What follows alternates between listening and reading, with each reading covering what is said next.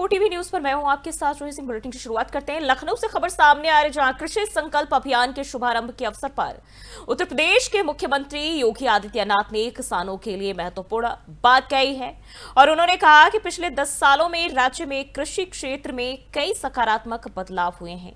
2014-15 में किसानों को गेहूं की उपज के लिए प्रति क्विंटल 1,000 रुपए भी नहीं मिलते थे, जबकि इस साल गेहूं की न्यूनतम समर्थन मूल्य यानी एमएसपी की बात करें 2,425 रुपए प्रति क्विंटल तय की गई। बाजार की प्रतिस्पर्धा के चलते किसान गेहूं को 2,800 रुपए प्रति क्विंटल की कीमत में बेचने में सफल रहे।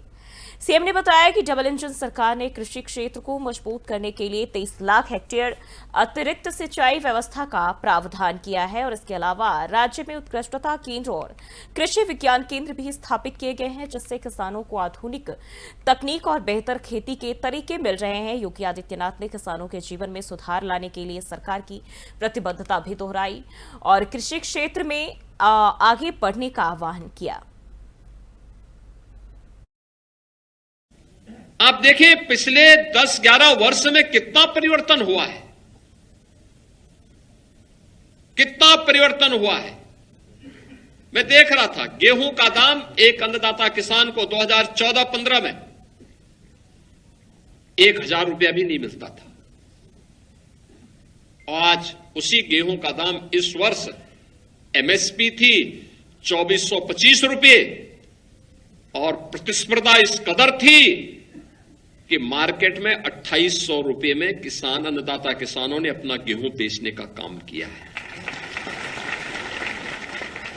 आप सोचिए 1,000 रुपये का गेहूं पिछले 10 वर्ष में बढ़ करके 2,800 रुपये तक प्राप्त कर रहा है किसान। ये अन्नदाता किसान के जीवन में आई परिवर्तन का परिणाम है। उत्तर प्रदेश जैसे राज्य में किसानों के लिए सिंचाई की सुविधा में बढ़ोतरी हुई, यानी लगभग 15 लाख किसानों के जो व्यक्तिगत ट्यूबवेल थे वो कनेक्शन हमने फ्री किए। राज्य सरकार प्रतिवर्ष लगभग 2,500 करोड़ रुपए अपने पास से पैसा जमा करती है, उस पैसे को और किसान को फ्री में पानी दी। तो इसके अलावा सरयू नहर राष्ट्रीय परियोजना के माध्यम से, बाण सागर परियोजना के माध्यम से, अर्जुन सहायक परियोजना जैसी परियोजनाओं के माध्यम से इसको समयबद्ध तरीके से पूरा करते हुए डबल इंजन की सरकार ने प्रदेश में 23 लाख हेक्टेयर भूमि को अतिरिक्त सिंचाई की सुविधा भी उपलब्ध करा। आप देखें पिछले 10-11 वर्ष में और लखनऊ में मुख्यमंत्री योगी आदित्यनाथ ने मोनाश विश्वविद्यालय ऑस्ट्रेलिया के साथ एक समझौता ज्ञापन पर हस्ताक्षर किए और इस समझौते के जरिए यूपी सरकार और मोनाश विश्वविद्यालय के बीच शिक्षा और शोध के क्षेत्र में सहयोग को बढ़ावा मिलेगा और इससे प्रदेश के छात्रों और शिक्षाविदों को नए अवसर भी मिलेंगे और अंतर्राष्ट्रीय स्तर पर ज्ञान का आदान प्रदान किया जाएगा। यह कदम यूपी की शिक्षा व्यवस्था को मजबूत करने की दिशा में एक महत्वपूर्ण पहल है।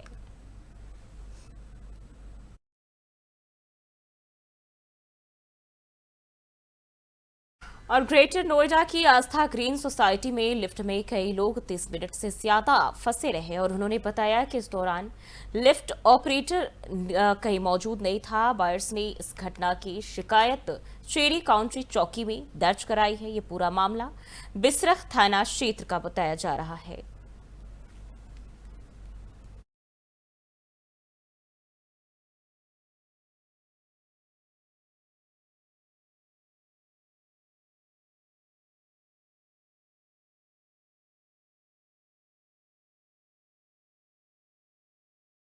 और बढ़ते हैं आगे। मैनपुरी के बेवर अटावा हाईवे के कुड़ी इलाके में 3 कारों की आमने सामने भिड़ंत हो गई, जिसमें 2 लोगों की मौत हो गई और 6 लोग गंभीर रूप से घायल भी हुए हैं। ये लोग रिश्तेदारी में बारात में शामिल होने जा रहे थे। पुलिस ने घायलों को अस्पताल में भर्ती कराया है और शवों को पोस्टमार्टम के लिए भेज दिया। हादसे से परिजनों में कोहराम मचा हुआ है।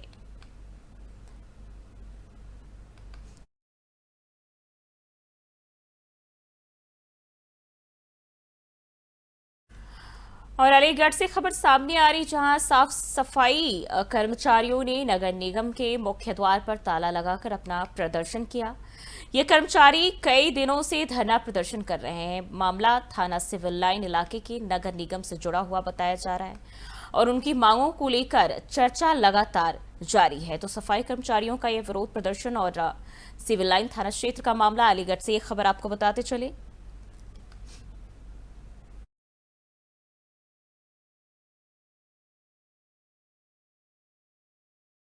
बरेली से खबर सामने आ रही, जहां पूरे प्रदेश में चल रहा अभियान 25 मई से 10 जून तक अभियान चलेगा। 58 टीमें भी गठित की गई है। तो आपको बता दें, जो रोहिंग्या को लेकर सामने आ रही जानकारी, उसी के तहत बरेली में शासन के आदेश पर 25 मई से 10 जून तक एक बड़ा अभियान चलाया जा रहा है। बरेली में 58 टीमें बनाई गई है और 29 स्थानों पर 2-2 टीमों को तैनात किया गया। इस अभियान में बाहर से आए जो बांग्लादेशी रोहिंग्या है, इनकी तलाश की जा रही है और अभी तक अगर हम बात करें 85 स्थानों पर करीब 750 लोगों की जांच भी की जा चुकी है। एसएसपी अनुराग आर्य इस अभियान को लेकर बेहद सतर्क नजर आ रहे हैं और जगह जगह तलाशी अभियान कर जो रोहिंग्या बांग्लादेशी हैं, उन तमाम लोगों की शिनाख्त की जा रही है, पहचान किए जा रहे हैं और इन्हें वापस भेजने का काम किया जा रहा है। शासन से प्राप्त निर्देशों के क्रम में 25 मई से 10 जून तक 15 दिवस का एक अभियान जनपद बरेली में हम लोगों के द्वारा चलाया जा रहा है, जिसमें जो बांग्लादेशी या रोहिंग्या अवैध रूप से अगर कहीं रह रहे हैं तो उनका चिन्हीकरण कराया जाना, उनका सत्यापन कराया जाना और उनका डिपोर्टेशन कराया जाना, ये कार्रवाई सम्मिलित है। इसमें पूर्व में भी एमएचए की गाइडलाइंस प्राप्त हो चुकी हैं। उन्हीं गाइडलाइंस के क्रम में हम लोग इस पूरी प्रक्रिया को कर रहे हैं। कुल 58 टीमें बनाई गई हैं। 29 थाना क्षेत्रों में 2-2 टीमें हैं, जिनके द्वारा सुबह और रात के टाइम पे जाके ऐसे क्षेत्रों में जहां बाहर के लोगों को रहने की या तो संभावना है या कोई उनके पास इस तरह की इंटेलिजेंस इनपुट है या सूचना है, वहां जाके वो लोग वेरीफाई करते हैं, लोगों से बातचीत करते हैं, उनसे पूछते हैं कि वो कहाँ के रहने वाले हैं और फिर उस एड्रेस का जहाँ का वो बताते हैं उसका सत्यापन कराया जाता है। अभी तक इन टीमों ने कल लगभग 85 पॉइंट्स पे इस तरह के लोगों की चेकिंग की है और उसमें लगभग 750 लोगों को चेक किया गया, जिनसे बातचीत की गई और 45 लोग ऐसे थे जो संदिग्ध पाए गए और उनका सत्यापन हमारे द्वारा कराया जा रहा है। ये 45 लोग ज़्यादातर ऐसे हैं जिन्होंने बताया कि वो अन्य प्रदेशों के रहने वाले हैं। तो जो जगह उन्होंने बताई है, जो डिस्ट्रिक्ट और जिला प्रदेश उन्होंने बताया है, वहाँ पर हम लोग सत्यापन करा रहे हैं। हम लोगों की एक प्रक्रिया होती है। और बिजनौर में एक युवक गंगा नदी में नहाने के दौरान डूब गया। वह अपनी पत्नी और 2 बच्चों के साथ नदी पर घूमने गया था। अचानक नहाते समय युवक पानी में डूब गया। पुलिस और गोताखोर उसकी तलाश में जुटे हुए हैं। वह इस घटना से परिजन बेहद दुखी हैं और रो रो कर उनका बुरा हाल है। और ये घटना थाना कोतवाली शहर क्षेत्र के नवलपुर गांव के पास की बताई जा रही है। वही उनकी खोज जारी है, तलाश की जा रही है और जल्द ही राहत मिलने की उम्मीद है। तो बिजनौर में युवक गंगा में डूबा और इस दौरान कई गोताखोरों को लगाया गया है। जो डूबा हुआ युवक है उसकी तलाश की जा रही है।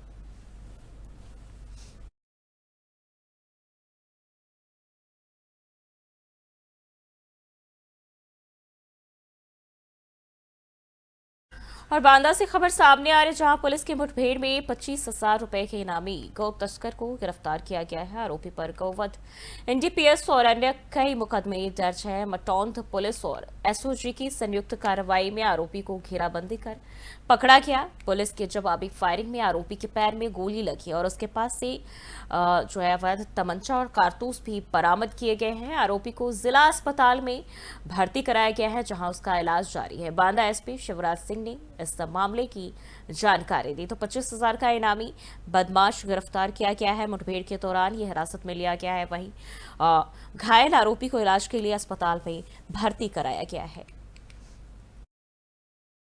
जनपद बांदा थानाध्यक्ष मटौंध और जनपद की एसओजी टीम के द्वारा 25,000 की इनामियां गौ तस्करी में वांछित अभियुक्त फैजान को मटौंध गौरिया रोड में मुठभेड़ में गिरफ्तार किया गया है। इसके पैर में गोली लगी है। इसको घायल अवस्था में जिला अस्पताल में भर्ती कराया गया है, जहाँ इसका इलाज चल रहा है, खतरे से बाहर है। जो जानकारी मिली है कि फैजान सतना का रहने वाला है, मुक्ता प्रयागराज भुवनगंज का रहने वाला बताया जा रहा है। ये गौ तस्करी का सक्रिय अपराधी है। वर्तमान में मध्य प्रदेश उत्तर प्रदेश सीमा में एक चक्री थे, जिसका जो है और भी आपराधिक इतिहास है मध्य प्रदेश उत्तर प्रदेश में। इसके बढ़ते आगे कुशीनगर के कुबेर स्थान थाना क्षेत्र में एक दर्दनाक हादसा हुआ। ट्रैक्टर ट्रॉली यहां अचानक पलट गई, जिससे 2 किशोरों की मौके पर ही मौत हो गई और यह हादसा स्थानीय लोगों के लिए एक बड़ी त्रासदी बन गया है। पुलिस घटना की जांच कर रही है और परिजनों को न्याय दिलाने के लिए कार्रवाई की जा रही है। तो कुशीनगर में ट्रैक्टर ट्रॉली पलटी और दर्दनाक हादसे से लोग जो है सदमे में हैं और ये तस्वीरें भी सामने आई हैं, जहां देख सकते हैं आप किस तरह से जो ट्रैक्टर ट्रॉली है वो पलटी हुई है और उस दौरान भीड़ भी काफी नजर आ रही है।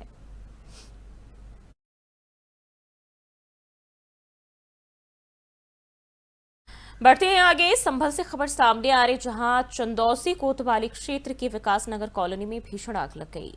बताया गया कि शादी के लिए सिलेंडर और अन्य सामान वहां रखा गया था और अचानक सिलेंडर फटने से आग फैल गई और पास में रखे पेट्रोल और डीजल के ड्रम भी जलने लगे। पुलिस अभी इस बारे में खुलासा नहीं कर पाई है कि ये ड्रम घर में क्यों रखे गए थे।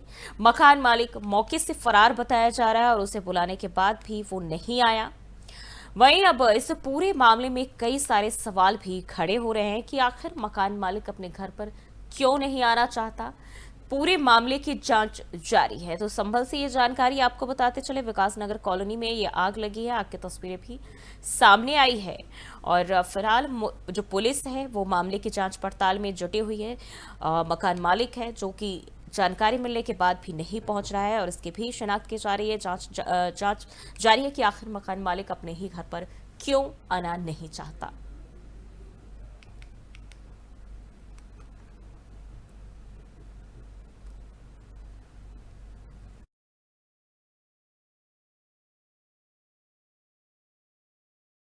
बढ़ते हैं आगे। महोबा जिले के पनवाड़ी थाना क्षेत्र के भरवारा गांव के पास महोबा डिपो की रोडवेज बस में एक महिला यात्री का जेवरों से भरा बैग चोरी हो गया।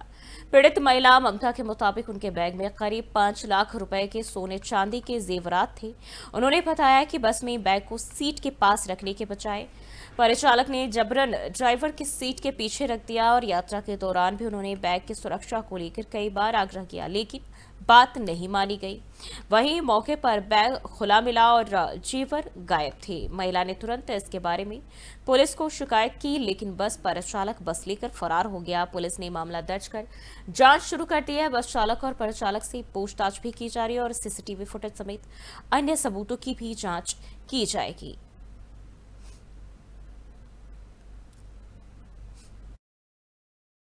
रात से भरवारा आ रहे थे।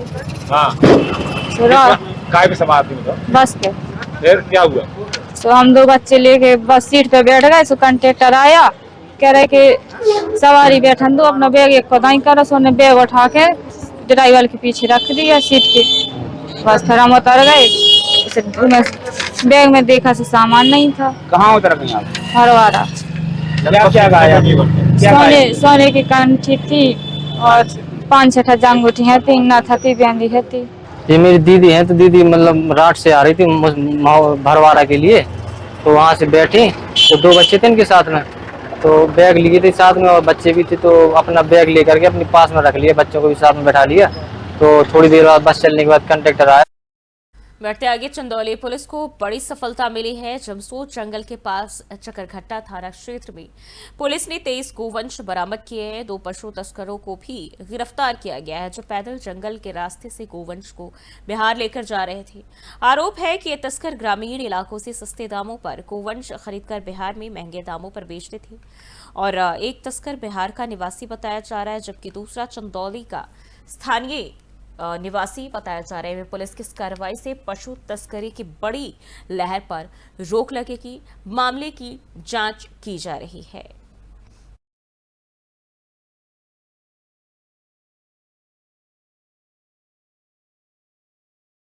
रुक करते हैं अगली खबर की ओर। महोबा की नवीन गल्ला मंडी परिसर में किसानों के साथ घटतौली की समस्या लगातार बढ़ रही है। भारतीय हलदर किसान यूनियन ने इस मुद्दे को लेकर पीड़ित किसानों के साथ जिला कलेक्ट्रेट पहुंचकर डीएम से शिकायत की और आरोपियों के खिलाफ सख्त कार्रवाई की मांग की है। किसान दीपक ने बताया कि उन्होंने 31 क्विंटल 80 किलो मटर मंडी में भेजा था, लेकिन आढ़तियों ने 50 किलो कम दर्ज कर शोषण किया। किसान संगठन ने कहा कि गरीब किसानों के साथ इसी तरह अन्याय हो रहा है और इस मामले को गंभीरता से लेते हुए डीएम ने संगठन को हर संभव मदद का आश्वासन दिया है। किसान नेता जनक सिंह परिहार ने भी इस बात पर जोर दिया कि जल्द ही न्याय मिलना चाहिए।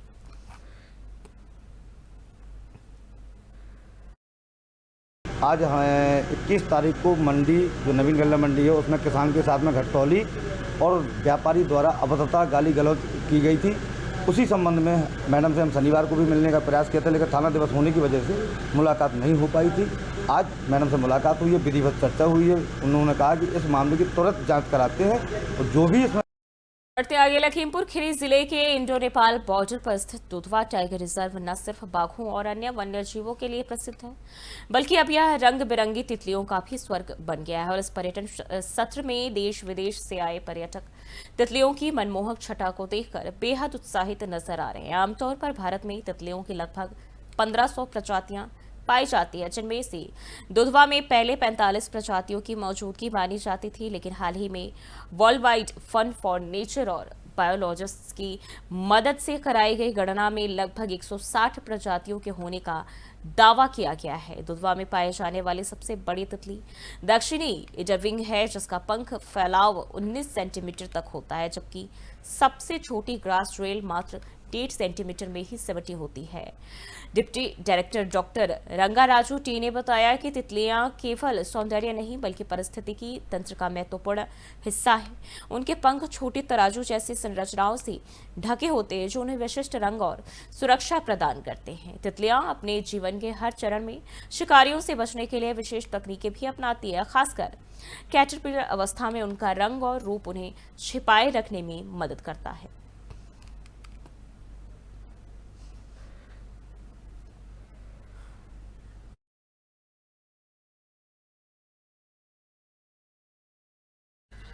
बढ़ते आगे अमरोहा जिले के गजरौला थाना क्षेत्र स्थित अवंतिका नगर में उस समय सनसनी फैल गई जब एक घर के अंदर खड़ी कार से 2 लोगों के शव बरामद हुए। मृतकों की पहचान सिंचाई विभाग के ठेकेदार दीपक और उनके ड्राइवर इंद्रपाल के रूप में की गई है। बताया जा रहा है कि यह कार घर के अंदर बने ऑफिस में खड़ी थी। घटना की सूचना मिलने पर पुलिस मौके पर पहुंची और जांच शुरू की गई। दोनों शवों को पोस्टमार्टम के लिए भेज दिया गया है। वहीं परिजनों का आरोप है कि दोनों की हत्या की गई है। हालांकि पुलिस सभी पहलुओं को ध्यान में रखते हुए मामले की तहकीकात कर रही है। फॉरेंसिक टीम ने भी मौके से जरूरी सबूत जुटाए हैं और घटना के पीछे की जो वजह है और परिस्थितियां अभी तक स्पष्ट नहीं की गई है, लेकिन यह मामला इलाके में चर्चा का विषय जरूर बन गया है।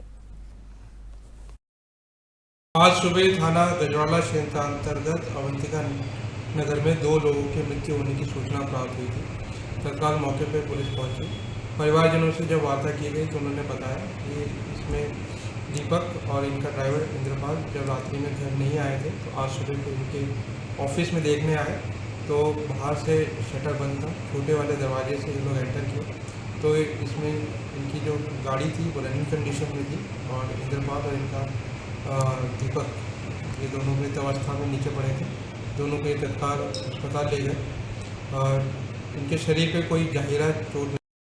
बढ़ते आगे सहारनपुर में एक दिल दहला देने वाला मामला सामने आया, जहां 15 महीने की मासूम इशिका की हत्या कर दी गई। पुलिस ने इस मामले में बड़ा खुलासा करते हुए बताया कि इशिका की दादी सरिता अपने पति और 17 वर्षीय बेटी के साथ मिलकर इस वारदात को अंजाम दे चुकी है और हत्या की वजह बहू शिवानी से विवाद और उसे फंसाने की साजिश बताई जा रही है। पुलिस के अनुसार दादी सरिता ने अपनी बहू को नींद की गोलियां वो खिलाई और सुला दिया और फिर अपने पति के दिए ब्लेड से पोती का गला रेत दिया। इस दौरान उनकी 17 साल की बेटी पास खड़ी होकर तमाशा देखती रही। पुलिस पूछताछ में पता चला कि सास को शक था कि उसकी बहू का किसी युवक से संबंध है और यह बच्चे उनके बेटे की नहीं है। साथ ही बहू ने सास को किसी अन्य पुरुष के साथ देख लिया था, जिससे दोनों के बीच अक्सर झगड़े होते थे। एसएसपी रोहित सिंह सजवान ने इसको लेकर बताया कि मामले की गहराई से जांच की गई, जिससे सभी आरोपी सास, ससुर और नंद की भूमिका स्पष्ट हो गई है। तीनों को गिरफ्तार कर लिया गया है और उन पर हत्या और साजिश की धाराओं में केस दर्ज किया गया है। मृतक बच्चे की मां शिवानी का रो रो कर बुरा हाल है। उनका कहना है कि मेरी बच्ची ने क्या बिगाड़ा और उसे तो ठीक से आंखें खोलना भी नहीं आया था। पुलिस अधीक्षक ने बताया कि आरोपी दादी ने अपना गुनाह कबूल कर लिया है और उसे जेल भेजा जा रहा है और इस मामले में आगे भी जांच जारी है।